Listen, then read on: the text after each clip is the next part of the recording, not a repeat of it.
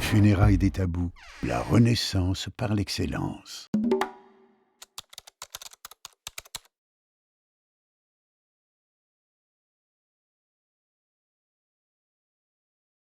Mais vous avez des élus qui sont incapables de dire ça, vous donnez ça aux Corses, vous nous donnez ça aux Bretons, vous nous donnez ça.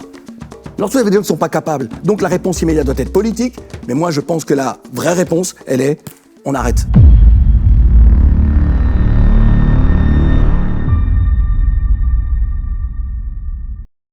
Chers membres de la famille des funérailles des tabous, bonjour à toutes et à tous dans cette nouvelle édition des funérailles des tabous. Aujourd'hui, nous serons plusieurs à débattre sur le monde noir, le monde africain et également le monde des territoires d'outre-mer. Je me prénomme Clara et je suis également avec Papou. Bonjour Papou. Bonjour, salut.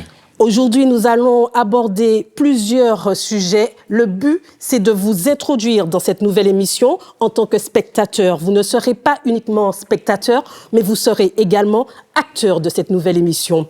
Il y aura plusieurs invités à mes côtés qui vont venir échanger, apporter leur point de vue sur tous ces sujets.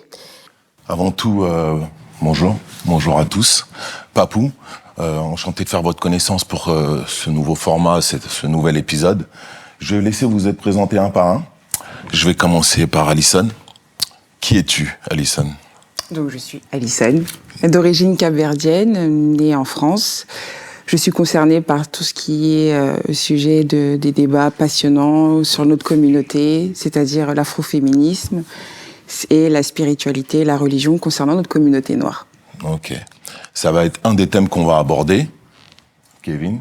Bonjour, moi c'est Kevin. Donc, je suis artiste depuis une quinzaine d'années et je suis là pour traiter des sujets surtout autour de la négritude et du panafricanisme. Voilà. Ok. Et notre parrain, si on peut dire ça comme ça, déjà connu par pas mal de monde, mais il va se représenter. Me présenter, c'est compliqué de se présenter. Ouais, mais enfin, moi, je suis très heureux. Il y en a beaucoup, tu vas réduire. Non, pas du tout. Mais je suis très heureux d'être avec vous et de participer à cette, chère Clara, à cette nouvelle formule, nouvelle édition des funérailles des tabous que je suis depuis le début. Donc voilà. Très bien, c'est super. La première question que nous avons envie d'aborder avec vous, on sait qu'il se passe aujourd'hui une mobilisation en Martinique depuis le 1er septembre 2024 concernant la lutte contre la vie chère. Quel est votre avis aujourd'hui sur cette lutte contre la vie chère en Martinique depuis le 1er septembre 2024 ? On entend beaucoup aujourd'hui des femmes et des hommes essayer d'expliquer sur les plateaux des chaînes de télévision françaises, nationales ou locales, essayer d'expliquer techniquement ces questions de vie chère et ces manifestations, ces colères légitimes, mais je dis même souvent des colères saines, et de donner des explications techniques. Alors qu'en réalité, si on ne convoque pas l'histoire, on ne peut pas comprendre pourquoi on en est là. La problématique aujourd'hui de la Martinique, mais de la Guadeloupe, de la Guyane, on pourrait aller jusqu'en Nouvelle-Calédonie également, que moi je préfère appeler Kanaki, c'est un problème structurel. C'est comment ces territoires-là se sont structurés en dite société.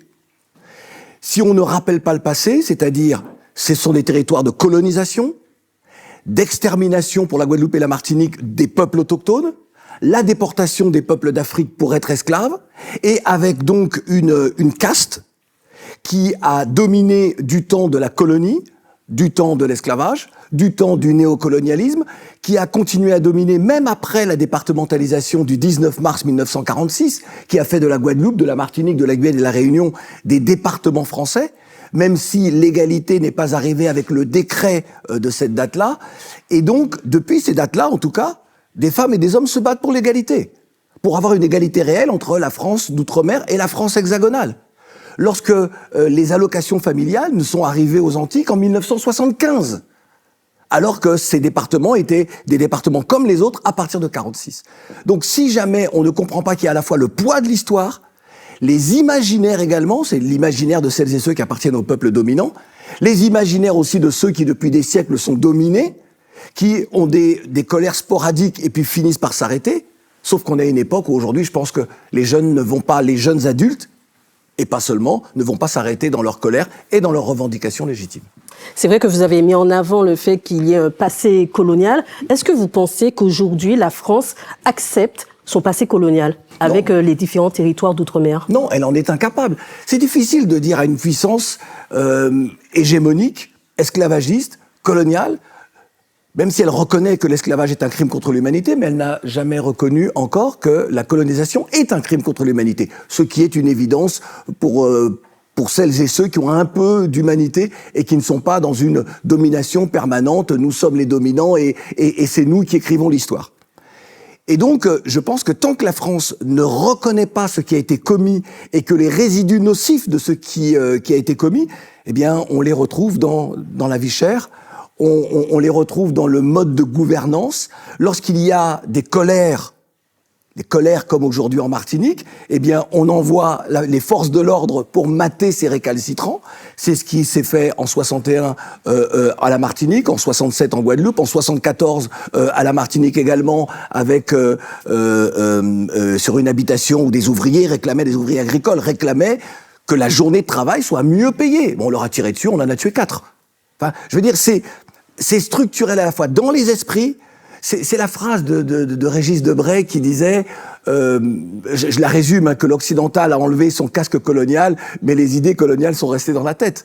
Voilà. Attends, excuse-moi. Pour revenir par rapport à sa question, quel est le départ de cette dernière parce que là, on a le cours de l'histoire, mais pour un petit jeune, là, aujourd'hui, là, qui calcule pas l'histoire, qui lit pas, le départ de cette révolte-là, ça démarre de quoi, si on peut dire ça comme ça? Ça démarre comme n'importe quel être humain. Il voit bien qu'il y a un problème d'inégalité de traitement, de disparité. Ça a toujours été le cas. Ça a toujours été le cas, sauf qu'on a une jeunesse aujourd'hui, et grâce aux réseaux sociaux aussi, mais qui a vu les grands frères et grandes sœurs se battre, ne pas toujours réussir, mais obtenir des avancées. Les parents se battre, avoir de petites avancées, mais avoir eu la possibilité d'élever les enfants.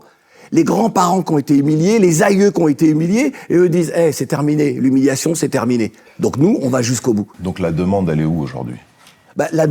C'est une demande d'égalité. Alors moi qui suis indépendantiste, je dis si la France n'est pas capable d'accorder cette égalité-là à ces populations qui vivent une situation coloniale, il faut aller vers l'indépendance. Mais quand je dis l'indépendance, c'est pas une indépendance dans la violence et tout cela.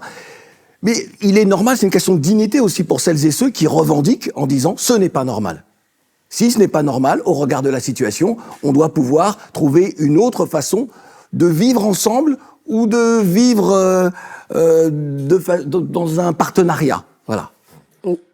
Vas-y, je t'en prie. C'est assez paradoxal ce que vous mettez en avant, parce que c'est vrai qu'aujourd'hui, on a une mobilisation, en tout cas une association qui se bat actuellement pour lutter contre la vie chère, mais également demander un alignement des prix. Oui. Certains acteurs politiques parlent de continuité territoriale. Est-ce que vous pensez véritablement qu'aujourd'hui, on peut se contenter, et quand on écoute un peu leurs revendications, de demander à être plus français que le français aujourd'hui, après avoir eu des lois pour l'égalité réelle, notamment en 2016 avec Victorin Lurel qui avait mis en place une loi. Comment on peut aujourd'hui parler d'émancipation et autres alors qu'on veut aujourd'hui une égalité réelle? Est-ce que c'est pas trop demandé aujourd'hui à la France? Alors, je comprends la question. Petit rectificatif qui me semble important, l'égalité réelle, cette loi-là, elle a été portée par le CREFOM, dont j'étais l'un des vice-présidents. Et effectivement, Victorin Lurel était ministre des Outre-mer à ce moment-là, et on a pu effectivement avancer avec lui. C'est la création du CREFOM, de toute façon. Mais c'est le CREFOM quand même, il faut pas l'oublier. Non, je pense que lorsque vous avez bercé les populations de cette francité, vous êtes français, on vous dit que vous êtes français, même si dans l'esprit de beaucoup, nous sommes français, mais nous connaissons notre histoire. Lorsqu'il y a cette promesse républicaine, lorsque cette promesse n'est pas accordée, en tout cas n'est pas respectée, il est normal que vous ayez des citoyens français qui réclament les mêmes droits que les autres. Je fais abstraction du fait d'être indépendantiste ou autonomiste. Je veux dire, il est normal que la République, pour que la République soit respectée, elle doit être respectable pour tous. Et c'est ce qu'elle n'est pas. Donc les revendications sont normales, l'alignement des prix, c'est pas être plus français que les Français. C'est de dire qu'il y a des lois les sociétés humaines se basent sur des lois. Il y a des lois. Il faut que, si l'État ne respecte pas les lois, à ce moment-là... Avant de faire intervenir d'autres personnes, je voudrais savoir qu'est-ce que c'est que le CREFORM? Alors, c'est le Conseil représentatif des Français d'outre-mer. Depuis quand ça existe? Alors ça existait, on l'a créé exactement, c'est 2012, 2013 à l'époque. Moi, je venais de terminer ma mission de délégué interministériel pour l'égalité des chances des Français d'outre-mer. Et c'est à ce moment-là... Alors, au départ, moi, je voulais créer ça lorsque j'étais délégué interministériel. Puis, il y a un changement de président. Moi, je suis toujours délégué interministériel. Et d'ailleurs, on me propose de rester. Moi, j'ai pas vraiment envie de rester. Je veux reprendre mon métier. Je veux refaire de la radio, de la télévision. Je veux reprendre ma radio Tropique FM. J'ai pas vocation à... Et donc... Et Victorin Lurel, d'ailleurs, me dit « Écoute, non, arrête tout, on va faire les choses autrement. » Et c'est comme ça qu'on crée le CREFORM. Ok. Voilà. Chers frères, Chères sœurs, je vais être direct. Si notre communauté ne finance pas ses propres médias, personne ne le fera à notre place. depuis des décennies, d'autres racontent notre histoire. Il la simplifie, il la déforme, il parle à notre place. C'est précisément pour ça que nous avons créé les Funérailles des Tabous. Un média pour parler de nous, par nous, pour nous. Nos entrepreneurs, nos penseurs, Nos spiritualités et nos succès. Sans filtre, sans permission, il y a une réalité. Que beaucoup ignorent. Créer un média indépendant coûte énormément d'argent. depuis le début, il a été investi des centaines de milliers d'euros pour produire cette émission. Studio, les équipes, Équipement, Invités, production. Parce que nous croyons que notre histoire mérite d'être racontée avec excellence. mais aujourd'hui, une question se pose. Est-ce que cette communauté veut vraiment que ce média existe? parce qu'un média indépendant ne peut survivre que grâce à sa communauté. Nous avons refusé des financements. Qui aurait exigé notre silence. Nous avons refusé de vendre notre ligne éditoriale. Pour rester libre, nous avons besoin de vous. Pas d'un miracle, juste d'un geste. Si 10 000 personnes donnent 5 euros, Ce média change de dimension. Alors oui, aujourd'hui nous vous demandons de participer. 1 euro, 5 euros, 10 euros ou plus si vous le pouvez. Chaque contribution est une pierre. posée pour les générations futures.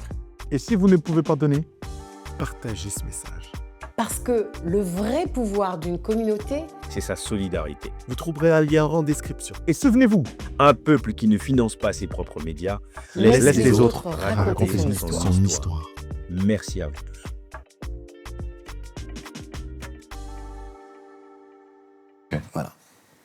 Permettez. Moi, je ne suis pas, je suis pas antillaise, mais ce que j'entends dans votre discours, c'est que vous avez parlé de deux choses. Vous avez dit d'un côté, oui, voilà, la colonisation. Aujourd'hui, on est frustré et on veut que ce soit différent. Et en même temps, vous avez demandé l'égalité. Moi, de mon histoire, en tant que Cap-Verdienne, on est indépendant depuis 75 et on est aussi des îles. L'importation, lorsque vous dites que tout est cher parce que tout est importé, moi, ma première question, c'est comment ça se passe? Est-ce que vous mangez local? Parce que dans ces cas-là, ça serait différent. Je sais qu'il y a un problème d'agriculture et de pollution de vos terres. Et puis, est-ce que vous cherchez l'égalité auprès des Français ou de vous détacher de la puissance coloniale qui est actuelle des Français? Et dans ces cas-là, alors, vu qu'on sait que c'est l'économie qui régit finalement, c'est pas au-delà du racisme et tout ça, c'est économiquement. Et parce que j'ai compris ce que vous avez créé, dont vous êtes coprésident, mais est-ce qu'il y a des stratégies économiques qui permettraient dans ces cas-là d'être à l'égal des Français et dans ces cas-là être indépendants? Votre très bonne question s'ajoute aux autres très bonnes questions. C'est tout le problème. Mais ça, c'est une question d'imaginaire. Lorsque je parlais tout à l'heure d'indépendantisme, de se détacher peut-être de la France dans un partenariat, une hirondelle ne fait pas le printemps. Et aujourd'hui, s'il y avait un référendum en Martinique comme en Guadeloupe, je pense que les populations ne voudraient pas aller, aujourd'hui en tout cas, vers l'indépendance. Pour plein de raisons, mais c'est pas le sujet. L'exemple du Cap-Vert est un exemple extraordinaire. L'exemple du Cap-Vert, c'est une libération par la guerre. Et je pense à Amilcar Cabral, évidemment, tous les pays, donc l'Angola, Mozambique, Guinée-Bissau, qui se libèrent par la guerre, et également à la faveur de la révolution des œillets au Portugal, où finalement les jeunes Portugais en ont marre d'aller se battre et de se faire massacrer, et parce que c'est aussi un pays féodal, et parce que il y a une conjonction de choses qui expliquent. Et le Cap-Vert n'a pas eu d'autre choix. Mais actuellement, c'est pas une mini-guerre, alors, ce qui se passe au niveau Oui, des oui, émeutes? non, mais justement, je vais y venir. Oui. Le Cap-Vert a eu cette chance-là, mais le Cap-Vert fonctionne aussi grâce à sa diaspora. Oui. La diaspora est très importante pour le niveau de vie du Cap-Vert. Alors, je connais bien le Cap-Vert et certains dirigeants passés et présents au Cap-Vert, et c'est un exemple extraordinaire. Comme quoi, c'est possible. C'est possible de vivre. Et puis, qu'est-ce qui fait vivre un pays? Ce ne sont pas les matières premières. C'est la capacité des individus à créer de la richesse. La Suisse n'a pas de matières premières, n'a pas de pétrole, n'a pas d'uranium, n'a même pas d'accès à la mer. Et c'est un pays qui a un des plus hauts niveaux de vie au monde. Ça veut dire, et nous avons, nous, au Guadeloupe, Martinique, des populations qui sont très éduquées et qui ont une vision d'eux-mêmes qui est très forte en termes d'identité. Donc, pour nous, ce serait possible. Sauf que c'est une question d'imaginaire. Et qu'aujourd'hui, vous avez plutôt des populations qui demandent à la France de respecter sa parole. Et certains pensent déjà à l'autonomie et à l'indépendance, mais c'est pas encore c'est pas le débat encore national. J'espère qu'on y arrivera. Kevin, est-ce que, par exemple, on a Claudicia qui nous dit ce n'est pas encore la question de parler d'autonomie ou d'indépendance, qu'est-ce que tu en penses de ce type de discours? C'est un fait, je pense, parce que dans les années 2010, il me semble, on avait proposé une loi, ce qu'on appelle l'article 74, pour la Martinique et la Guadeloupe. 73-74, voilà. Ce qui nous faisait passer à une forme d'autonomie. Voilà. Sauf que lorsque le vote est arrivé, 80% des gens en Martinique comme en Guadeloupe ont dit non. Et ce qui se passe, c'est qu'il y a un décalage entre déjà les gens, générationnellement parlant, entre les Antillais même, sur l'île même. Les anciens ne pensent pas du tout comme les jeunes. Et déjà ça, il y a une scission. Les jeunes pensent comment?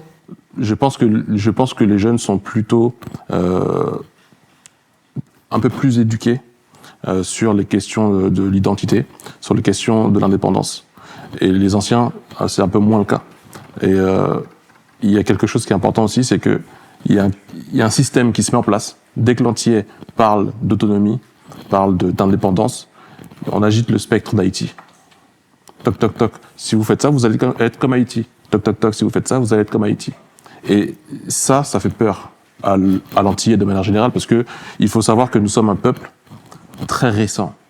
Peut-être le dernier en termes d'existence sur la Terre. Et nous avons grandi, nous sommes nés de viols, de souffrances. Et l'homme africain, chez l'Antillais, c'est la souffrance, c'est sa souffrance, c'est sa cicatrice. Et si je deviens indépendant, je vais perdre ce qu'on m'a donné, cet assistanat, inconsciemment. Je vais perdre le matériel, je vais perdre mon statut. Et donc, il y a un mécanisme qui se met en place et dont les colons, parce que pour moi, nous sommes des colonies, en Martinique et en Guadeloupe, ce que le colon fait, c'est qu'il agite ce spectre d'Haïti pour faire peur. Et ça fonctionne malheureusement jusqu'à aujourd'hui. Et deuxième chose que je voudrais dire par rapport à ça, et c'est une question en même temps que je pose, et Papou disait tout à l'heure que c'est pas la première fois finalement qu'il y a ce genre de manifestation, ce genre de révolte. En 2009, on l'a connu, notamment ça a commencé à l'époque avec le LKP, avec Ido Mota, et c'est arrivé en Martinique également. Et c'est arrivé dans les années 80 aussi, même 60 aussi. Et la question que je pose, c'est est-ce qu'on attend trop un Black Messiah? Est-ce qu'on a besoin forcément d'une figure charismatique? La recherche d'un leader. D'un leader. Et là, la révolte coïncide avec l'arrivée de ce qu'on appelle le R, qui a pris à bras-le-corps ce combat. Et je me pose la question, est-ce que c'est pas aussi cette personne-là qui a fait que les gens ont suivi derrière? Parce que c'est une personne qui prend la lumière et qui absorbe aussi la pression. Et est-ce qu'on n'attend pas trop ce type de personne-là? Il y a aussi l'idée que l'Antillais, il est beaucoup dans les structures, hôpitaux, tu sais... Ça s'explique, ouais. Qui fait il travaille aussi, il est payé par l'État. Et du coup, aller à contre-pouvoir, il y a un espèce de contre-pouvoir. C'est une idée, non? Oui, mais enfin, c'est plus complexe que ça. Et lorsque Aimé Césaire et Paul Vergès acceptent l'idée de la départementalisation qui au départ devait s'appeler loi d'assimilation, et c'est C'est Césaire qui trouve le mot de départementalisation parce qu'il refusait que des gens qui appartiennent à des peuples soient dans une assimilation. Absolument.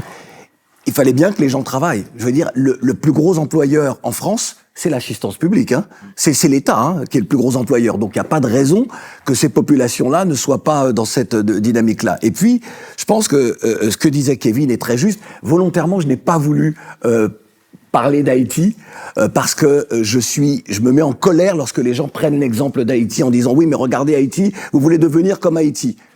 Enfin, on n'a pas le temps, mais si on raconte l'histoire, pourquoi Haïti en est là, je veux dire, entre les Français et les Américains, je veux dire, c'est simple. Hein. Donc, on est, nous, et Kevin a raison lorsqu'il dit, nous sommes des peuples jeunes. Cette langue-là, qui est une langue d'esclavage, hein, c'est pas la langue des esclaves, le créole, hein, c'est une langue d'esclavage. C'est pour ça qu'on la retrouve un petit peu partout, et que l'on soit anglophone, francophone ou hispanophone, c'est bizarre, on retrouve la même langue, le même créole. Mais nous sommes des peuples jeunes. Nous sommes aux avant-postes de ce que sera l'humanité de demain et de ce que peut-être est déjà l'humanité, puisque nous sommes là et nous existons.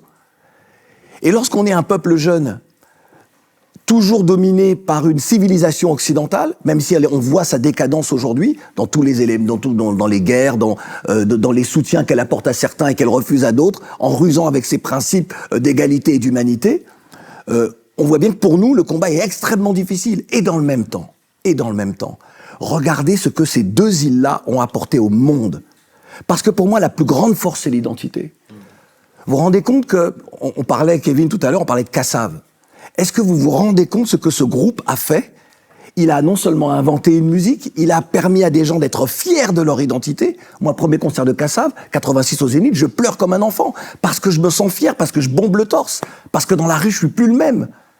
Et donc, et nous arrivons à essaimer aux quatre coins du monde avec notre identité. 450 000, 470 000 habitants sur chaque île.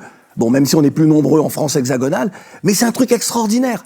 Donc, la force de notre identité, la force de ce peuple, elle est dans son identité. Et comme tu le disais, le R vient cristalliser à la fois des colères, des revendications, des ambitions et une détermination. Comme le disait Kevin, il parlait de Rodrigue Petito. Oui.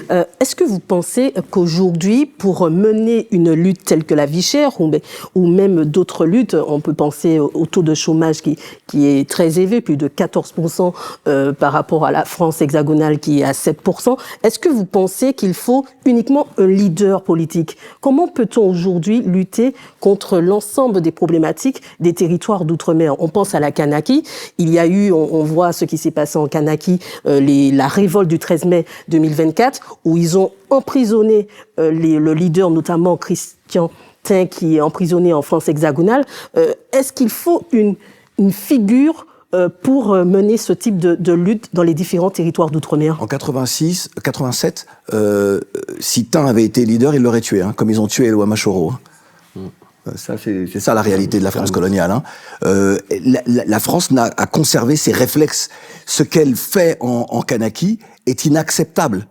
C'est-à-dire que l'élargissement du corps électoral, c'est pour tuer toute velléité d'indépendance. Et ça, c'est pas acceptable. Alors, que faudrait-il faire? Ça passe par une prise de conscience individuelle qui devient collective. Et ça, c'est le plus difficile.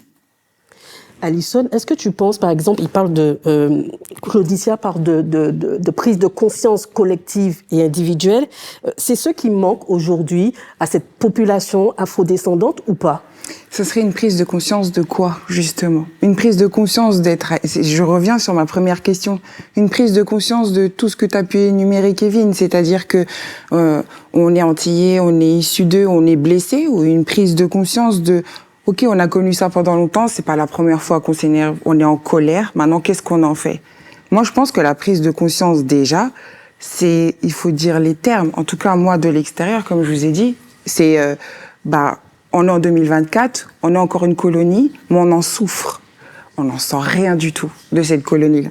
Les gens quand on peut voir sur les réseaux, c'est versé, on l'en voit partout, on entend cette colère, que ce soit même, tu parlais de Kassav, mais moi, c'est plus Eusanne Palsy qui m'a touchée en parlant des Antilles.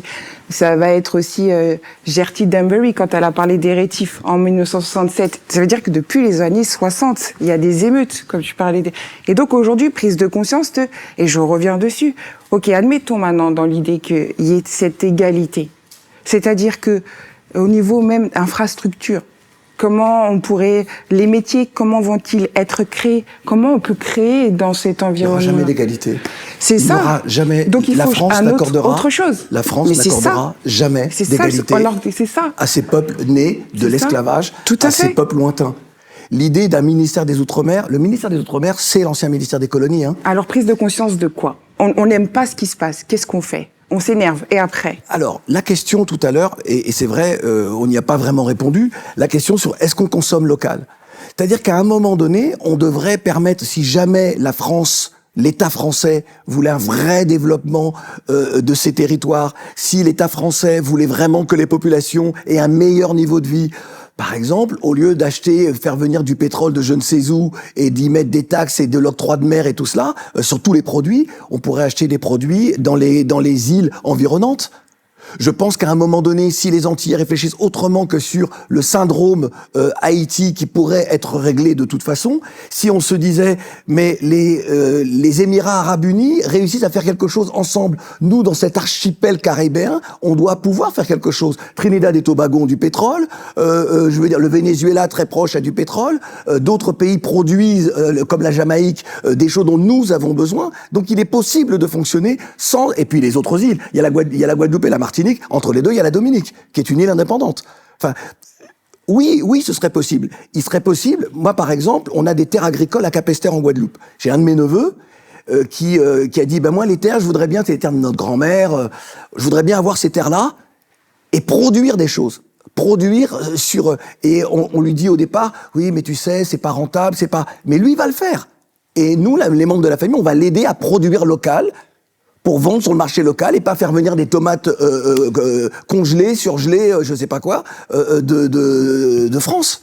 Parce que quand on est ici, je veux dire... Mais c'est une prise de conscience, c'est ça. Oui, la prise de conscience dont je parlais tout à l'heure, elle est individuelle et elle est collective. À quel moment, lorsqu'on a des terres, on ne vend pas nos terres aux étrangers qui veulent juste venir après dire la Guadeloupe, c'est la France, ok? Donc toi, le négro, tu fermes ta gueule. Mais c'est pour ça que... c'est ça qu'on subit chez nous.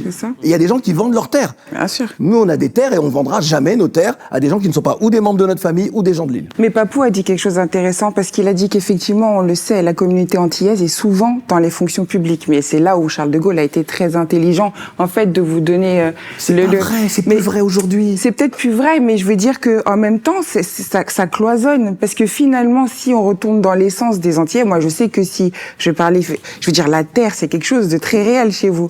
Mais aujourd'hui, on va parler à un jeune qui va écouter du chataille, qui va s'amuser à sortir tout ça. Il va cultiver la terre, parce que si tu veux te sortir de l'idéal des Français blancs... Mais pourquoi est-ce qu'il irait cultiver la terre? Non, c'est pas ça. Non. La fonction publique, ma mère était infirmière, elle travaillait pour la fonction publique, mais aujourd'hui, dans ma famille, mes frères, sœurs, mes neveux et nièces, il y a personne qui est dans la fonction publique. Personne. Donc non, ça a changé. C'est terminé l'époque où les inconnus faisaient des sketchs, Marie-Thérèse et tout ça, c'est fini ça. Et vous avez parlé de la possibilité de travailler avec d'autres territoires qui sont proches. On pense à la Dominique, à côté de la Martinique et de la Guadeloupe. Aujourd'hui, on voit que le risque pour le Pacifique et la Kanaki, c'est la Chine et autres. Est-ce qu'on peut vraiment travailler avec d'autres territoires quand on reste sur l'article 73 de la Constitution? Mais moi, je pense qu'il faut sortir. Moi, je suis indépendantiste, donc je le répète encore. Je pense que notre dignité et notre mieux vivre, il est en sortant de cette colonie. Et encore une fois, moi, je suis pas dans la violence. On peut faire les choses dans un partenariat. Lorsque Kevin parlait c'est le côté économique qui prime. Tout le monde en a un petit peu parlé. Mayotte, et à ce moment-là, j'étais délégué interministériel. Mayotte devient le 101e département français. Moi, j'étais contre. Mais les Mahorais, moi, à l'État, pas dire le président de la République me dit de l'époque me dit, on a promis aux Mahorais d'être français. Il faut qu'on accepte. Il faut qu'on leur donne cette nationalité, enfin qu'ils soient département français et qu'ils jouissent de la même chose. Je leur ai dit, mais vous êtes en France aujourd'hui où il y a des problèmes, on nous parle de l'islam n'était pas compatible avec la République et tout cela, on est en 2011, et vous voulez intégrer un territoire qui est à 98% musulmans. Vous avez un problème. Et aujourd'hui, voilà ce qui se passe avec les Comores. Ce qu'il dit là sur les interilles, travailler entre inter, il y a des problèmes à cet endroit-là. C'est pas une possibilité. Si demain j'ai une concession de voiture et que je vais aller la vendre de la Martinique à la Guadeloupe, est-ce que j'ai le droit juridiquement? Est-ce que j'ai les capacités? Oui. Ouais. Mais tu vois, parce que c'est compliqué. J'ai déjà entendu des gens qui veulent envoyer leur voiture au pays. C'est tout un problème au niveau de l'argent. Donc, ok, on peut travailler entre les îles, mais comment? Puisque juridiquement ou au niveau des infrastructures, est-ce que c'est possible? On peut difficilement, parce que nous sommes considérés comme des départements ou comme des régions. Donc on n'a pas la main sur ça. Il faut savoir, bon, je reviens sur quelque chose et je reviens à ça juste après. 1789, on signe la charte des droits de l'homme. Je pose la question, où sont les Antillais à ce moment-là? Esclaves. Grande question. Donc, déjà, est-ce qu'on compte au niveau de ce sujet-là? Il faut savoir aussi que il y a une difficulté pour l'Antillais qui est sur place à percevoir un avenir, parce que j'en sors de la Martinique, moi, récemment. Il y a une résignation, parce que moi, quand j'arrive là-bas, on me dit, mais pourquoi tu vas pas à tel endroit? Je dis, mais parce que je sais que c'est tenu par un béquet. Et pourquoi tu vas pas là-bas? Parce que c'est tenu par un béquet, je donne pas mon argent. Et je passe pour le relou de service. Et on me dit, mais Kevin, mais si tu réfléchis comme ça, il faut que ne va pas à Leader Price, ne va pas à Carrefour, ne va pas. Et donc on est encerclé aux Antilles, encerclé en Martinique et en Guadeloupe aussi, hein. Parce qu'il faut savoir que même si effectivement les béquets, on leur a décapité la tête en Guadeloupe, je ne sais plus en quelle année exactement, mais les béquets, énormément de béquets de Martinique se sont implantés en Guadeloupe également. 1794, au moment Exactement. de la première abolition de l'esclavage, Victor Hugues et tout ça. Exactement. Donc nous sommes encerclés par les béquets. Ils tiennent les ports, ils tiennent l'agroalimentaire, et donc c'est compliqué de percevoir quand on est dedans tous les jours, de percevoir un avenir. Et c'est pour ça qu'on a un décalage entre les Antillais comme moi qui ont grandi en France, même si on peut être attaché à la culture, et j'ai eu la chance d'avoir une transmission claire et nette de la part de mes parents, mais il y a un décalage. Parce qu'ils disent, mais vous arrivez de là-bas et puis vous nous dites comment on devrait faire, etc. Il y a un énorme décalage entre les générations, entre les hommes et les femmes, entre les Antillais insulaires, les Antillais de métropole, même si je déteste ce terme. Et c'est difficile de se rendre compte quand on n'est pas baigné dedans. Pour un Antillais né aux Antilles, c'est très difficile d'avoir une perspective. Exactement. Et c'est volontaire. Le fait qu'on travaille dans le service, c'est pas anodin qu'on nous fasse travailler dans le service après l'esclavage, le service. C'est ça. Il ne faut pas oublier que, comme je vous ai dit, 1789, il y a les droits de l'homme, on est encore esclaves. Il ne faut pas oublier que lorsque l'esclavage a été aboli, les béquets ont été dédommagés de l'esclavage. Est-ce qu'on pourrait, si on juxtapose ce fait-là à d'autres crimes contre l'humanité, est-ce que ce serait possible de dédommager le bourreau? On peut s'arrêter là, parce que j'ai une autre lecture sur ça. À la fois, oui, il y a une injustice, parce qu'on dédommage ceux qui ont commis le crime, et pas ceux qui ont subi le crime. Sauf qu'on est en 1848, c'est la seconde abolition, puisque la Guadeloupe a bénéficié de l'abolition entre 1794 et 1802, lorsque Napoléon rétablit. 1848, lorsque Schellcher alors faut jamais oublier toutes les révoltes qui expliquent que l'esclavage n'est plus tenable. Ça, faut jamais oublier ça. Mais lorsque Schellcher, donc, il met 20 ans de sa vie, donc il a vraiment envie, il veut abolir, il est franc-maçon, il est humaniste, il est tout ça. Ok, très bien. C'est un peu comme si, par exemple, Papou kidnappe Clara. Kevin et moi, on veut faire libérer Clara. Papou nous réclame, il nous réclame une rançon. Qu'est-ce qu'on fait? Est-ce qu'on se dit, bah non, c'est pas normal donc de le payer, donc on lui donne rien? Ou est-ce qu'on préfère donner pour libérer Clara? En réalité, c'est comme ça que se passent les choses.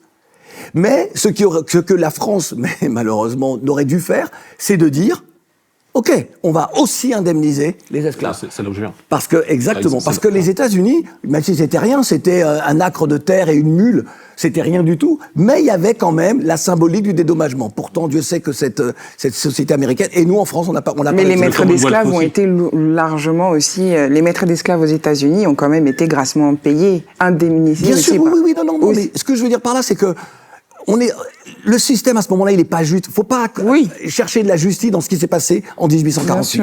Il y en a pas. C'est sûr. Il y a un début de quelque chose de liberté pour nous. Et puis comme beaucoup d'esclaves ne voulaient plus travailler, certains esclaves ne voulaient plus travailler, on a fait venir les Indiens.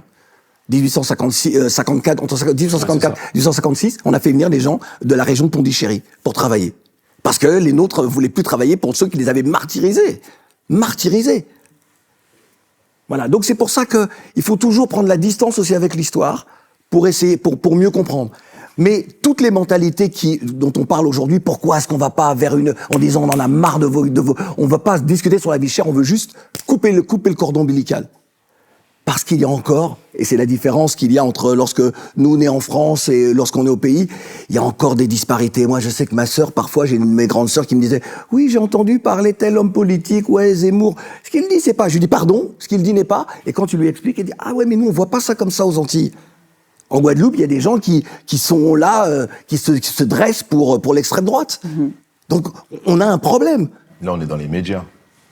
La diffusion des médias, comment c'est diffuser l'information au pays. Oui, mais justement, on est aussi sujet à ça. On n'est pas extérieur à ce monde-là aussi. Ouais. On est perméable aussi à tout ça.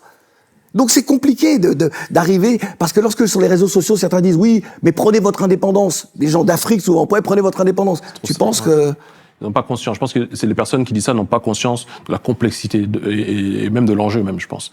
C'est comme un peu quand on enjoint aux Antillais de se déclarer africain.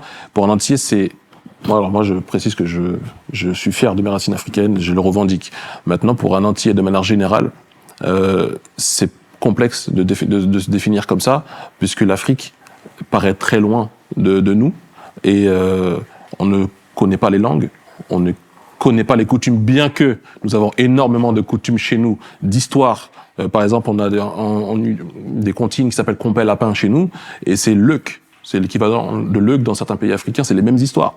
Nous avons des chansons, nous avons des repas, des choses qui sont vraiment identiques. Des mots dans notre langue aussi, qui sont identiques. Mais l'Antillais qui ne va pas chercher forcément l'information ou qui n'a pas accès à cette information-là, ne peut pas le savoir. Et donc, on va chercher notre vérité chez l'homme blanc jusqu'à maintenant. Par exemple, on va vous dire que le mot boug, qui en créole veut dire un type, un homme, on va vous dire que ça vient de bougre en français. Tandis que dans certains dialectes africains, le mot boug existe aussi, et ça veut dire un type. Et il y a plein de choses comme ça. On va chercher directement dans le lexique, ou dans l'image, ou dans l'imaginaire du blanc. Vois, si on revient à la thématique, avec tout ce qui a été dit là, en 20 minutes, là, et ben voilà. Comment on sort de ça? Mais c'est ça. Tu vois, la thématique, elle est qu'il y a une révolte, on a un problème de vie chère. Mais en même temps, on a des problématiques médias, béquets, transport, économie. La scission. C'est très compliqué. Ou alors, il faut être très politique. C'est-à-dire qu'il y a deux choses. Pour moi, le projet à moyen et long terme, c'est le projet de l'autonomie et de l'indépendance. Il n'y a pas d'autre chemin. Et la réponse immédiate, elle est politique.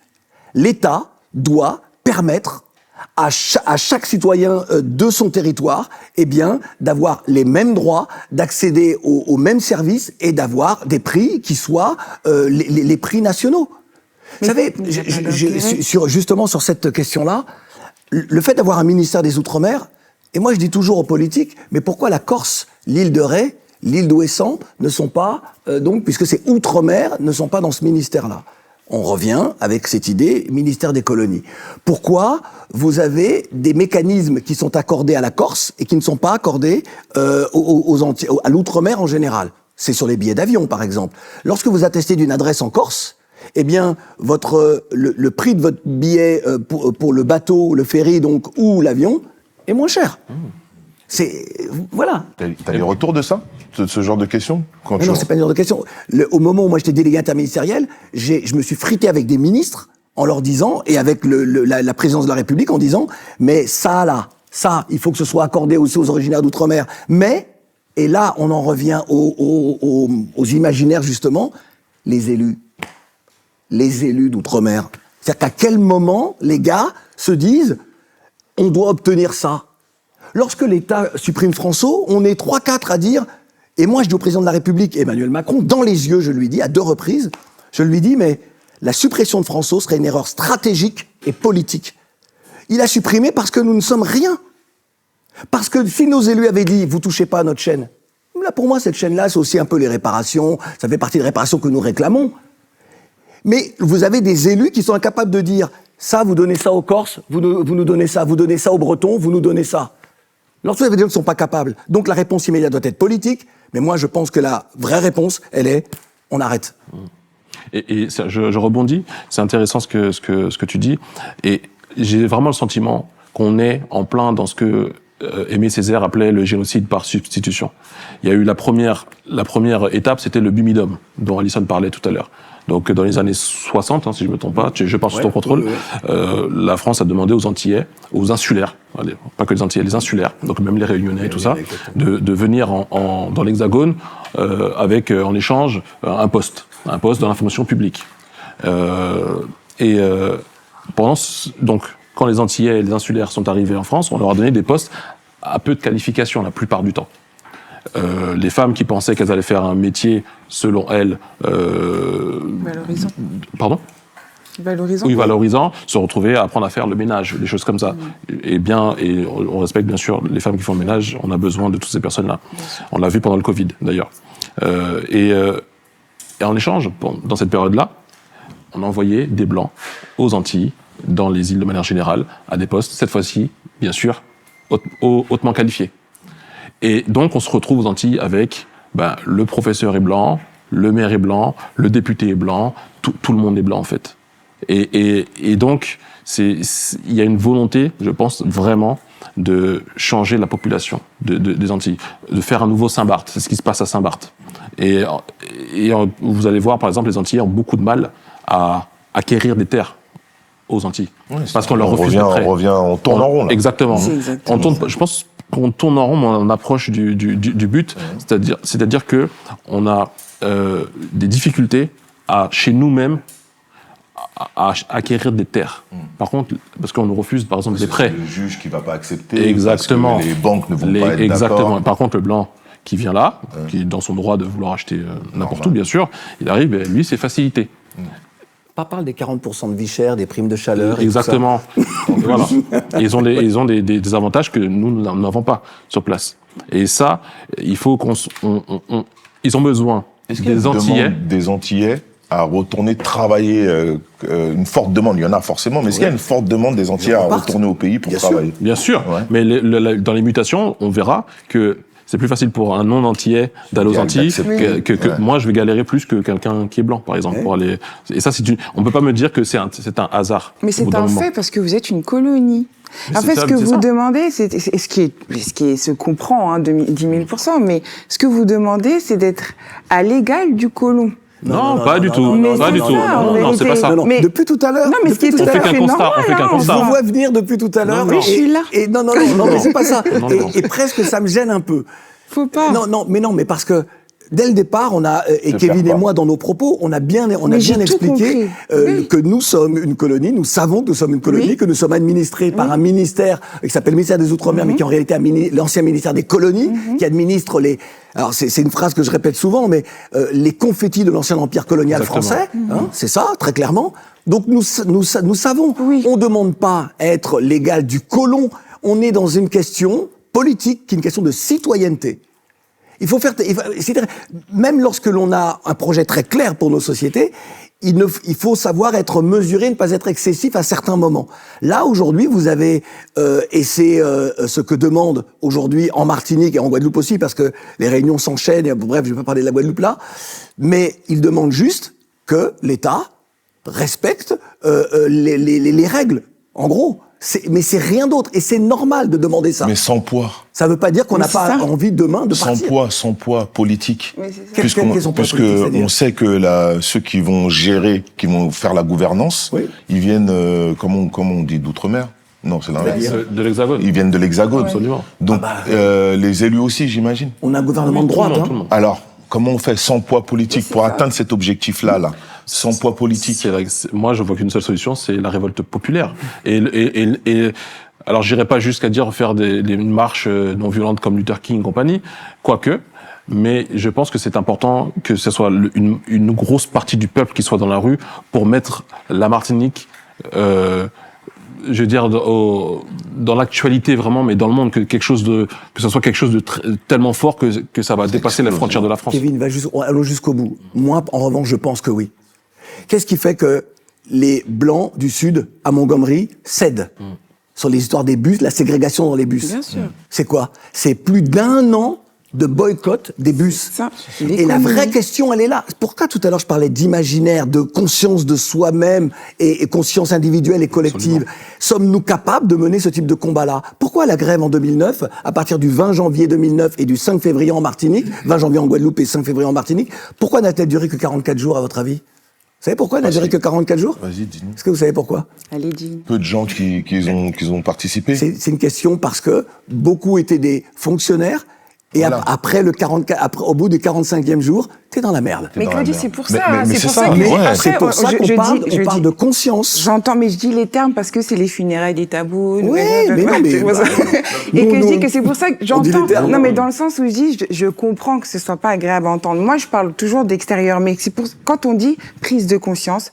Si on est conscient, ok, que cette situation en tant que colonisé ne nous va pas, que même s'il faut un ministère et il nous faut plein de blabla, jamais ils vont nous mettre à l'échelle égale parce qu'il n'y a pas de profit économique. Oui. Et que dans ces cas-là, jamais on pourra sortir et créer quelque chose de nouveau en restant dans ce carcan. Je finis. Oui, oui, non, mais... Et ben si on est, c'est pour ça que je dis les termes. Si voilà, on est des colons colonisés et que tout ça, ce qu'ils font, c'est un leurre. C'est ça pour moi, ce serait Oui. ça une prise de conscience. Oui. Parce que comment t'expliques, Kevin, c'est que ça tourne.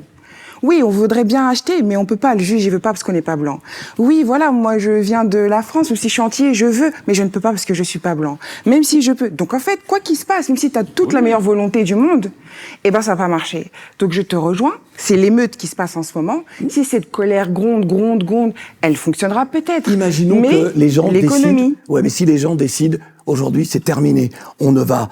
Quitte à payer cher, L'économie, eh bien, je préfère bien aller sûr. payer cher dans le petit lolo Bien de Madame Untel, Monsieur Untel, Bien sûr. plutôt que d'aller au supermarché des patrons de la grande distribution. Si jamais les gens sont capables, c'est ça la prise de conscience individuelle puis collective. C'est-à-dire qu'on est capable de se dire, nous aujourd'hui, moi je vais pas acheter chez toi, j'irai acheter là. Ça va durer 1 an, 2 ans, 3 ans. Ton commerce, il va tomber. Si tu changes pas tes prix, t'as plus rien et t'as plus qu'à fermer les boutiques. C'est ça la prise de conscience. Est-ce que les gens de chez nous sont capables de ça? Et comme je disais tout à l'heure, une hirondelle ne fait pas le printemps, et ce n'est pas nous, Kevin et moi ici, qui pouvons répondre pour l'ensemble du peuple. Oui, mais il y a le colibri qui participe en Oui, mettant. mais on est d'accord. quand il y a de- Et chez nous, on dit, c'est graine de riz qui a fait le sac de riz. Donc c'est la graine de riz qui fait le sac de riz. Oui, évidemment. Vas-y, rebondis. Non, c'est tout à l'heure quand je parlais, je faisais la comparaison avec Saint-Barth. C'est pour exprimer quelque chose. Moi, je ne réclame pas parce que moi, je suis plutôt indépendantiste aussi, et même pas plutôt, je suis indépendantiste. Je suis indépendantiste et ce que je voulais souligner, c'est plutôt la volonté étatique de maintenir un statu quo par rapport au statut des Antilles. Ça, c'est- Mais c'est C'est ça vraiment qui est ça que je terrible. disais. C'est un tableau que je dessinais. C'est pas, je dis pas que moi je veux qu'on reste, bien qu'on soit à sûr. égalité. Ce que j'exprime, c'est que il y a une volonté de garder les Antilles, mais sans les Antillais quelque part. Bien Ils ont sûr. besoin des Antilles, plus des Antillais. Nous sommes venus ici pour développer à une période de l'histoire l'économie là-bas. Cette économie-là, et aujourd'hui, n'est même plus dominante, forcément. Et donc, on n'a plus besoin de nous. On pourra même aller dans une théorie un peu complotiste, si je ne m'abuse. Le chlordécone, il est interdit sur tout le territoire français, sauf chez nous. Depuis les années 70, et il a été réintroduit en 92 et 93. C'est un fait. Et là, alors, on c'est peut pas une théorie, et c'est là, un on- fait. en Non, mais fait. c'est un fait.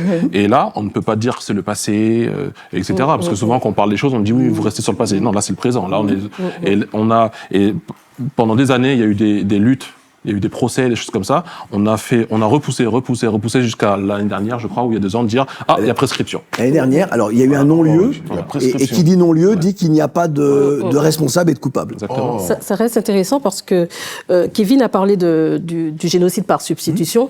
Le fait que peut-être la vie chère, la lutte contre la vie chère participe à ce génocide par substitution qu'avait mis en avant Aimé Césaire. Est-ce que vous pensez que le fait qu'on mette en avant aujourd'hui dans cette émission, le fait que que les Blancs, parfois, viennent dans les territoires d'outre-mer, sont peut-être mieux gradés que ceux qui y vivent, les locaux. Est-ce que ce n'est pas une forme de racisme? Est-ce qu'on peut parler de racisme aujourd'hui? Nous serions racistes en disant ça? Il y a certains qui parlent de racisme anti-blanc. On a vu des élus, par exemple, qui sont allés dans les médias, des élus en Kanaki qui sont venus dans les médias nationaux exprimer une forme de...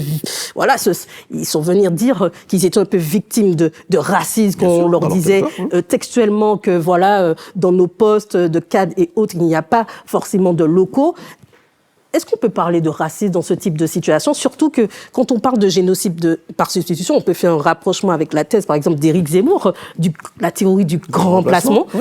Est-ce qu'aujourd'hui, c'est du racisme de tenir de tels propos sur ce plateau? C'est-à-dire, oui, vas-y, Kevin. Je laisse rebondir juste dans la définition du Larousse.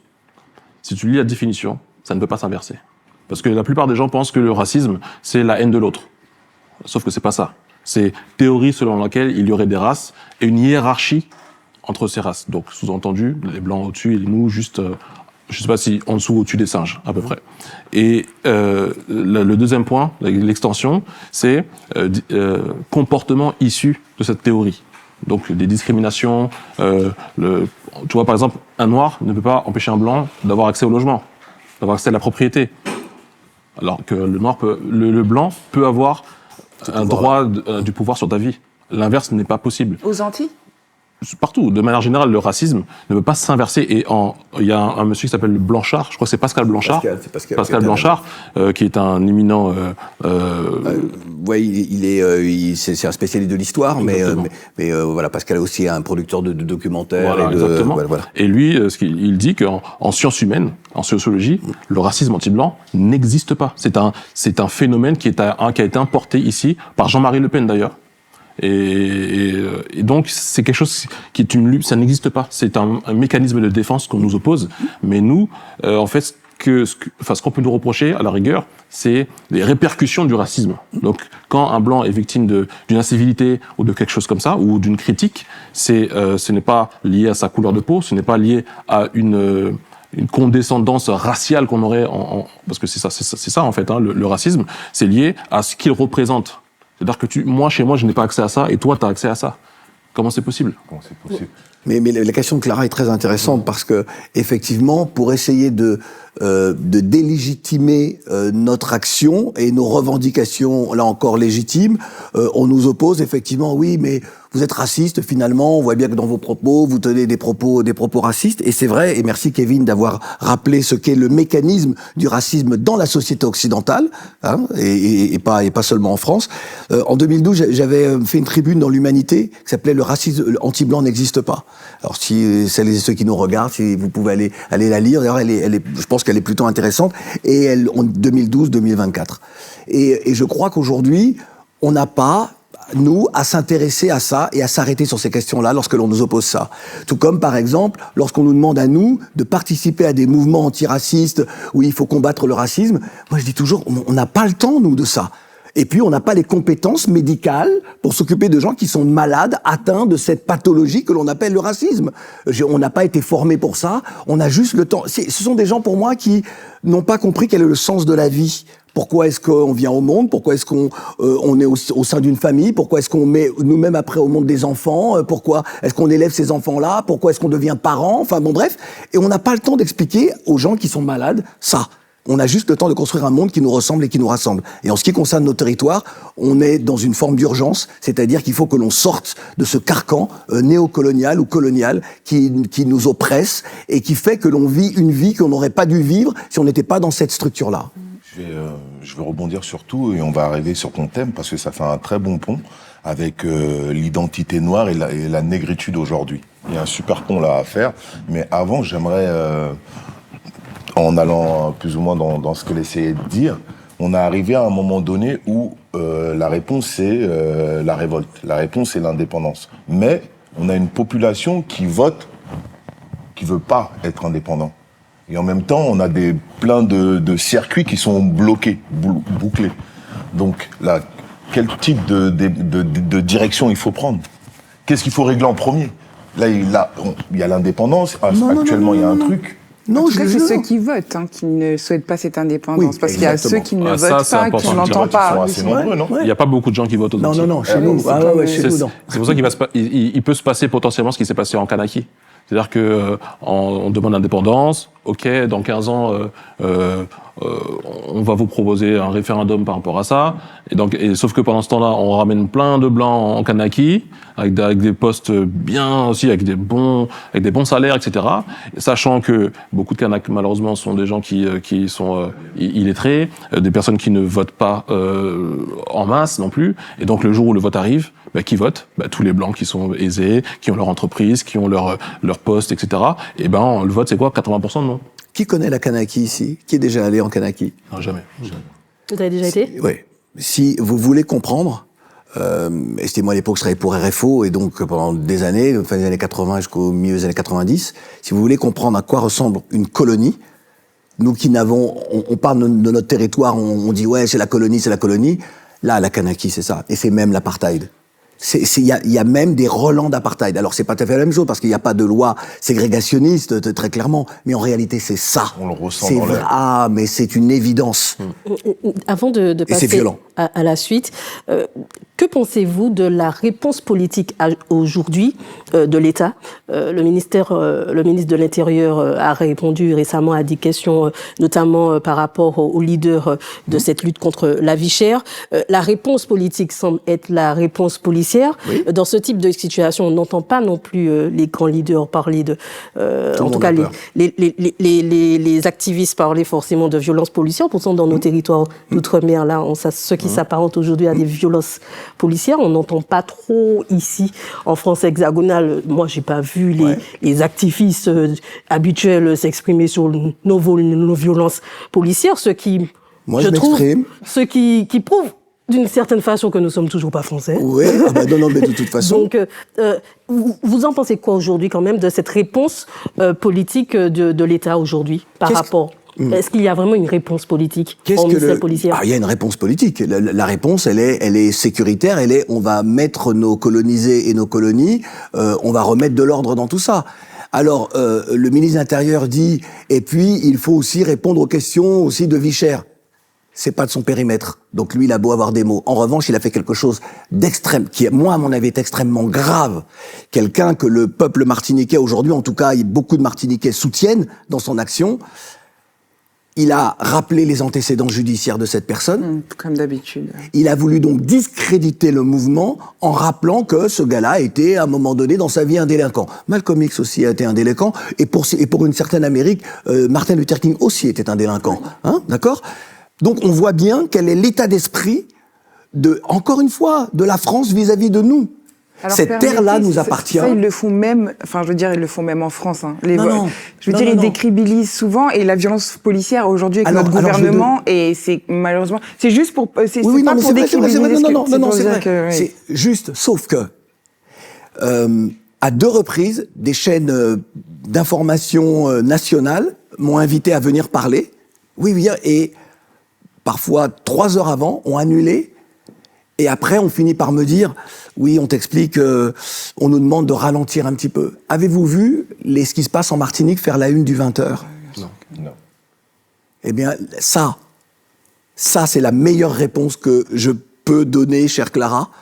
La meilleure réponse, c'est ça. C'est-à-dire qu'il y a un contrôle total de l'État sur ce qui est dit, sur ce qui se passe dans ces colonies. Et j'ajoute que ça passera au JT de 20h lorsqu'un Martiniquais tuera un policier. Ça passera. Malheureusement, c'est ça, c'est sûr. C'est ça.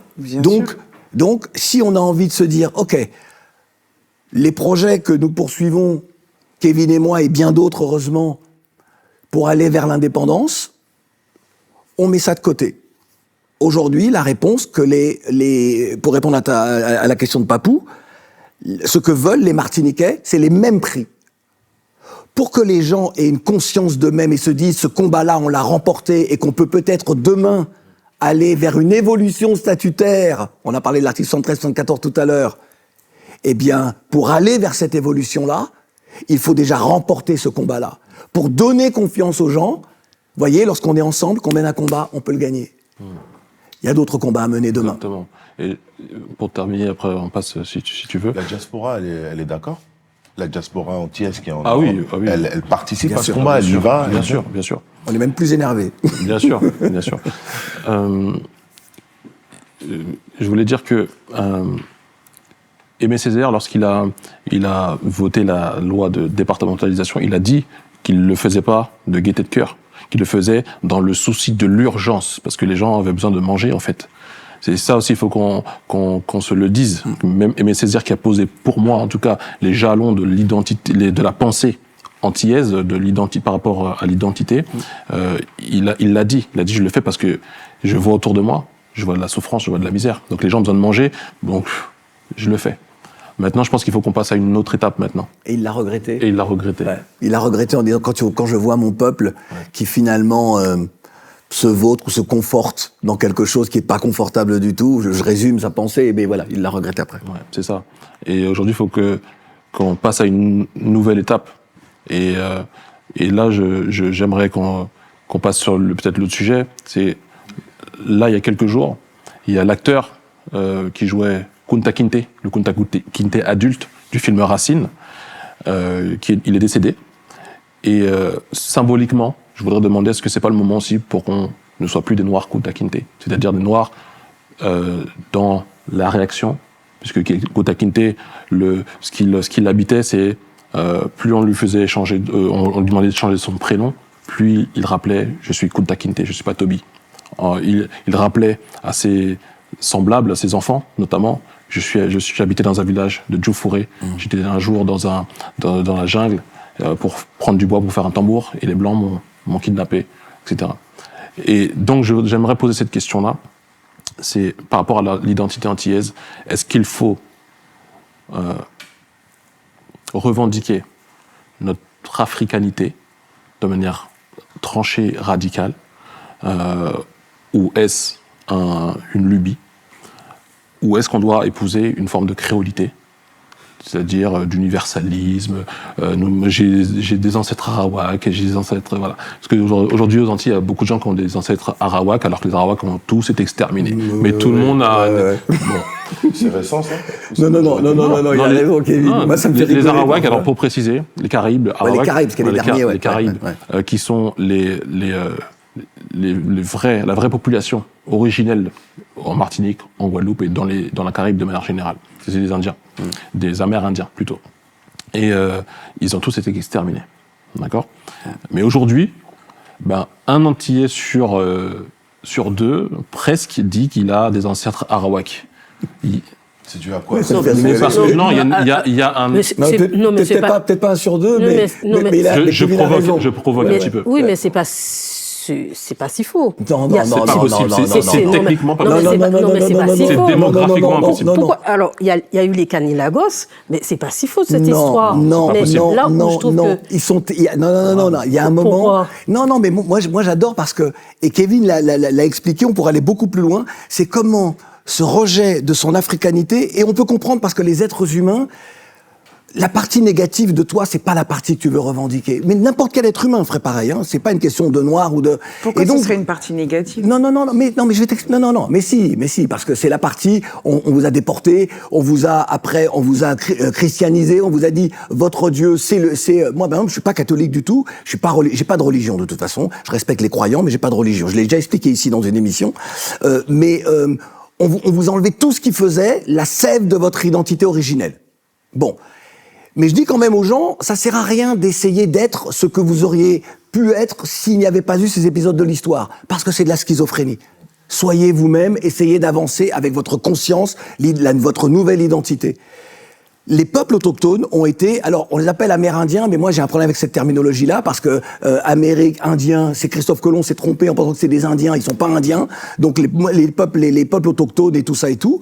Et ils ont été exterminés. Les Français les ont exterminés. Il restait une cinquantaine en Guadeloupe, une cinquantaine d'autochtones lorsqu'ils ont déporté les premiers Africains.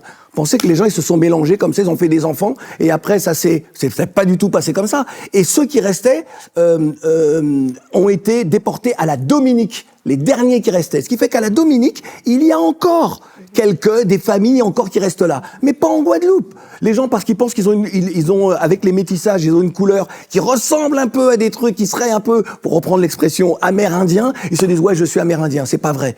Mais, dans le même temps, je pense que Kevin et moi, nous, on se définit comme étant des Afro-Caribéens. Moi, je suis un Afro-Caribéen de la Guadeloupe. Je suis né à Paris. Enfin, je suis grandi dans un petit village de Haute-Provence. Je suis tout ça. Je suis toutes ces terres-là. Mais d'un autre côté aussi, il y a des gens qui sont résolument des Guadeloupéens, mais c'est l'indianité.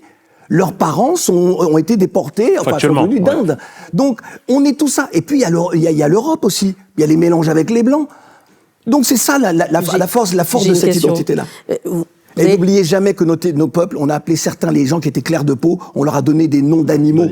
On les a appelés mulâtres, qui vient de mulatto, donc le mulet, quoi, croisement contre nature du cheval et de l'âne. On les a appelés chabins, et quand moi des chansons, ouais, Belle Chabine, moi ça m'a toujours énervé. Je disais aux gens, arrêtez de faire des chansons avec Belle Chabine. C'est le croisement contre nature d'un bouc et d'une chèvre ou d'un bélier et d'une mule ou de la brebis. Non, parce que le bélier la brebis, c'est la même. Donc, la brebis et le bouc, ou le bélier et la chèvre. C'est ça. C'est un hybride, en fait. C'est un hybride. Et on appelait ça les chabins. Et comme nous n'étions que des animaux et des biens meubles, voilà. C'est intéressant ce que vous avez mis en avant, mais si je vous écoute tous les deux, vous semblez être indépendantistes, ce qu'on appelle être des indépendantistes. C'est quoi être un Afro-Caribéen quand on est indépendantiste? Est-ce que c'est pas encore rejeter, en fait, cette volonté d'émancipation? Pourquoi ne pas dire tout simplement que vous êtes soit guadeloupéen, soit martiniquais? Pourquoi dire Afro-Caribéen? Est-ce que ce n'est pas noyer encore une identité, une volonté d'aller vers l'indépendance et de dire je suis martiniquais? Est-ce que martiniquais indépendantiste peut dire « je suis africain » ? Alors, nous avons employé le terme afro-caribéen et afro-descendant.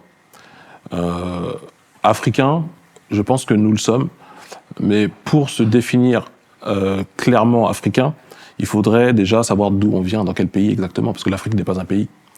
Et le problème qu'on a aux Antilles, c'est que pour la plupart d'entre nous, nous ne savons pas exactement de quel... T'as pas fait ton test, Kevin? Si, je l'ai fait, moi. Ah bon? Moi, c'est Nigeria, Sierra Leone. Le gros des esclaves ont tous été déportés de là. C'était notre rôle, ça. On allait l'attaquer là-dessus. Voilà. C'est Sierra Leone. Mais là où je viens, c'est que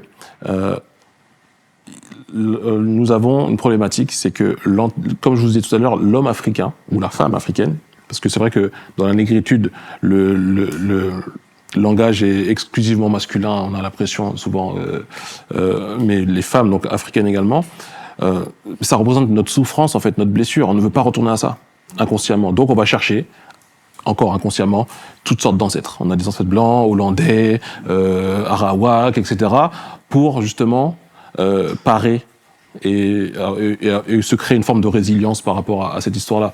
Mais plus on veut l'étouffer, plus il reviendra, parce que j'ai vu... Juste dans la négritude, il y avait les sœurs Nardal aussi. Oui, non, bien sûr. Bien sûr. C'est pour ça que je dis, justement, on a eu le tort d'avoir un langage très masculin, même dans les livres, à l'intérieur des livres. On parle souvent d'hommes enchaînés, mais rarement de femmes. Donc ça, je voulais le placer aussi, parce que c'est important. Moi, je suis très heureux de voir que toute une jeunesse aujourd'hui s'empare grâce aux réseaux sociaux, grâce à l'accès plus facile à la connaissance, et arrivent à connaître leur histoire. Alors parfois sur les réseaux, je vois des gens dire oui, ça c'était ça, oui mais Claudiciard, tu vois, ça c'est ça. Mais moi c'est des choses que je sais déjà et depuis si longtemps, et on était tellement nombreux. J'appartiens à une génération où lorsque j'ai commencé à faire de la radio, lorsque je racontais l'histoire de l'esclavage aux Antilles, les gens m'appelaient pour m'insulter en me disant que je racontais n'importe quoi. Parce qu'à l'époque les gens n'avaient pas accès à ça. Et ça fait mal. Ouais, mais moi, je savais que de toute façon, on a parfois, Mano Dibango me disait, on a parfois tort d'avoir raison trop tôt. Mais c'est pas grave, il faut qu'il y ait des gens comme ça, des gens qui défrichent et qui... et aujourd'hui, c'est pour ça que lorsque tu parles des sœurs Nardal, merci beaucoup, mais beaucoup de gens ne savaient pas. Et lorsqu'à la radio, moi je disais, ouais, alors voilà les sœurs Nardal, voilà ce qu'elles faisaient, voilà ce qu'elles... Les gens me disaient, mais de qui tu parles? On sait même pas, mais où est-ce que tu as trouvé ça? Parce que les gens ne lisaient pas beaucoup, parce que les gens de chez nous ne lisent pas beaucoup. Oui. Et pour aller dans ton sens, j'avais dit ça une fois dans un live, les gens en Martinique admiraient Aimé Césaire, parce qu'il avait une éloquence mais quasi christique, on va dire, une Avant éloquence d'être un homme incroyable. politique, c'était quand même un Ah non, poète. pour moi, c'est pas ça un- que pour les moi, gens vraiment, aussi c'est pas un homme sont politique. intransigeants avec lui, mais c'était Moi, quand même un poète. Ah à la non, ouais. base. Ça, c'est pour moi, je ne considère même pas forcément l'homme politique, parce que je suis pas forcément d'accord avec tout ce qu'il a fait politiquement. Moi, quand je parle de Aimé Césaire, je parle du penseur, je parle de l'écrivain, du poète. Et lorsqu'il parlait, les gens étaient admiratifs devant Bien sûr. ce qu'il disait. Bien sûr. Et puis quand il partait, les gens disaient on n'a rien compris. Et t'es d'accord avec ce qu'il disait justement sur l'identité noire et la négritude? Pardon. Sur l'identité noire et la négritude. Par exemple, c'était quoi son livre? Il est dans le factuel. Tout dépend. Dans le discours sur le colonialisme, c'est encore autre chose. Cahier d'un retour au pays natal. Ouais. Ou Moi Laminaire. Les poèmes de Moi Laminaire aussi sont tellement forts en termes d'identité. Il va falloir marquer toutes ces références. Hein, non, de toute façon, références, on va dire le classique d'Aimé Césaire, le thriller, si on devrait dire, faire une comparaison avec la musique, c'est Cahier d'un retour au pays natal. Ouais. C'est vraiment son œuvre majeure, effectivement. Mais j'ai pas saisi la question, excuse-moi. Parce que toi, tu as une thématique qui est l'identité noire. Ouais. Hein, et la négritude aujourd'hui, 2024. Parce que c'est vrai qu'au début, quand on voit il y a des jeunes qui lisent, qui vont commencer à lire Senghor et Césaire, et ils vont appeler les Noirs les nègres. Moi, je sais qu'au tout début, quand j'ai commencé à lire Aimé Césaire, je disais, mais enfin, aujourd'hui, on dit nègre, mais ça m'énervait. Et du coup, j'allais pas plus profondément. Je dis, mais comment il peut dire nègre ou négresse? Je comprends pas. Comment, en plus, il peut glorifier ce mot et en faire une négritude? Et justement. Et c'est pour ça que je trouve que c'est intéressant vraiment d'expliquer pourquoi il disait nègre, pourquoi négritude, parce qu'aujourd'hui, enfin, je veux dire que ce soit, on accepte qu'on nous dise oh mon négro ou mais je trouve que si c'est ton sujet, j'aimerais bien savoir, enfin, que tu l'expliques avec des termes. En fait, c'est pas si compliqué. Il a fait du judo. Il a pris la force de son adversaire, il l'a retourné contre lui. C'est simple. C'est un peu plus compliqué. Je peux pas dire mal plus de l'image, choses que ça. Non, mais c'est ça. Nègre, le nègre t'emmerde. Hein Okay. Non, mais c'est ça, c'est la phrase de Césaire, le nègre t'emmerde. Est-ce que, pour terminer ce passage, un dernier mot sur cette lutte contre la vie chère, pour terminer, avez-vous un message d'espoir ou pas, le bilan par rapport à tout ce que nous avons dit dans cette émission, comment vous voulez terminer cette émission avec vos mots? C'est très compliqué parce que, à la fois, le rapport de force est tellement inégal que il faut pouvoir à certains moments dans la vie, je dis toujours, nous sommes des êtres à la fois d'émotion et aujourd'hui de plus en plus de raison, même s'il y a toujours eu de la raison, mais et qu'il faut parfois savoir mettre de côté nos ambitions, encore une fois les plus légitimes, et auxquelles nous pouvons accéder tous ensemble, et se dire, ok, quelle est la situation aujourd'hui? Être des gens stratégiques, l'art de la guerre. Et l'art de la guerre aujourd'hui nous oblige à dire, voilà ce que revendique le peuple. Le peuple veut que les prix soient les mêmes. La France ruse, alors on va faire du Césaire, la France ruse avec les principes qu'elle a justement édictés, c'est une phrase de Césaire. Donc là, tout ce qu'on veut, c'est un alignement des prix, et le reste du travail, on le fera. Je voudrais juste terminer, parce qu'on a parlé de Césaire, dire un mot sur Fanon. Beaucoup de gens aujourd'hui, à la faveur de ce qui se passe, on est un peu en dehors, mais on n'est pas si en dehors que ça. C'est pour dire la force de nos territoires. Il y a un homme, pour moi, Fanon, il est dans un universalisme extraordinaire. Voilà un homme qui est né martiniquais, qui a été médecin psychiatre et qui était dans l'armée française et qui est en Algérie, qui déserte l'armée française pour gagner le FLN et qui est un des héros de la lutte de libération du peuple algérien. Et aujourd'hui, vous avez des afros qui vous disent sur les réseaux sociaux « Mais pourquoi tu défends Gaza ?» en ne comprenant pas que le symbole de Gaza, c'est tout ce que nous vivons. C'est tout ce que l'oppression de la société occidentale, de la civilisation occidentale, elle est à Gaza, mais elle est également en Martinique, elle est également en Guadeloupe, elle est également partout. Et donc dire que on porte en nous un universalisme extraordinaire, une puissance extraordinaire, par notre histoire, par les peuples qui sont venus s'agglomérer, se juxtaposer, chez nous aux Antilles, et que ça, c'est notre force. Et c'est pour ça que moi je suis confiant dans l'avenir et je sais que nous arriverons à notre indépendance. Peut-être que je serai mort avant, mais je sais que je verrai les premiers murs parce qu'on est déjà dans les fondations, les premiers murs de la maison. On remercie. Kevin. Ouais, moi, je terminerai en disant que moi, j'appelle vraiment le peuple à avoir de la consistance aussi dans l'effort, la consistance dans la lutte. Tout à l'heure, Papou, au début, tu disais que c'est pas la première fois qu'il y a des manifestations, c'est pas nouveau que la vie est chère là-bas. Et il y a quelque chose qui m'a profondément blessé il y a quelques années. C'est lorsque j'ai regardé un documentaire qui s'appelle Les Béquets, les derniers maîtres de la Martinique. Wow. Et on y voyait, je crois que c'était Monsieur Ayotte, ou Hugues Despointes, qui disait, l'Antillais, il fait son cinéma, il fait son machin, blablabla. Quand il va voir qu'il n'a pas son Nutella, qu'il n'a pas son pain au chocolat, dans 2 semaines, 3 semaines, c'est fini tout ça. Et malheureusement, il a eu raison. Malheureusement. Donc, il y a Einstein qui disait qu'il n'y a qu'un imbécile pour refaire 10 fois le même calcul pensant avoir un résultat différent. Donc j'invite le peuple aujourd'hui à faire des calculs différents. Voilà. Je vais juste, c'était pas prévu, du coup je pensais pas, si vous permettez, vu qu'on parle d'Aimé Césaire, je vais juste dire un passage qu'il avait dit dans Siméon le Saint d'Erzan Palsy. C'est une réalisatrice martiniquaise et qui a des prix extraordinaires. Oscarisée. Tu vas nous expliquer qu'elle est oscarisée. elle a reçu le Lion d'argent à Venise également pour Rue Casnel. Il y a plein de choses à dire. Nous laissons poursuivre. Mais je vais juste dire le passage qu'avait dit justement Aimé Césaire, c'était « Imagine ce spectacle extraordinaire, 10 volcans crachant à la fois leur lave pour faire la Martinique. Quelle naissance prodigieuse. La colère créatrice, c'est de cela que nous devons être dignes. » Donc je trouve que c'est exactement ce qui se passe en ce moment et que ça tombait bien en fait. Merci. J'espère que cette émission elle vous a plu, que vous avez pu entendre ces différents sujets qu'on a étalés avec différentes questions avec nos 2 experts des Antilles, que vous avez pu aussi comprendre les références qui ont été données, sinon on vous les donnera. Et je vous dis à très bientôt pour ma part. Papou, Clara. Merci à Claudicia, notre parrain, pour cette nouvelle aventure pour les funérailles des tabous. Merci à Alison, merci. Pas une experte, mais en tout cas une invitée de marque. Merci pour ta lumière venant du Cap-Vert. Merci à tous et puis on vous dit à bientôt pour cette nouvelle aventure des funérailles des tabous. Tu les as bien challengés. Bravo. Chères sœurs, je vais être direct. Si notre communauté ne finance pas ses propres médias, personne ne le fera à notre place. Depuis des décennies, d'autres racontent notre histoire.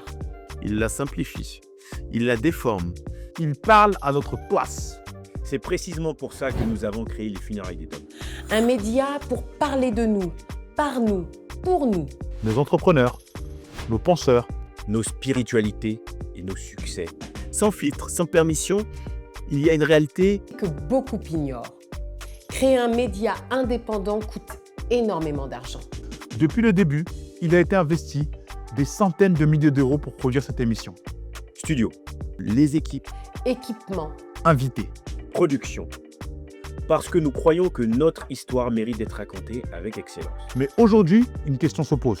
Est-ce que cette communauté veut vraiment que ce média existe? Parce qu'un média indépendant ne peut survivre que grâce à sa communauté. Nous avons refusé des financements qui auraient exigé notre silence. Nous avons refusé de vendre notre ligne éditoriale. Pour rester libre, nous avons besoin de vous.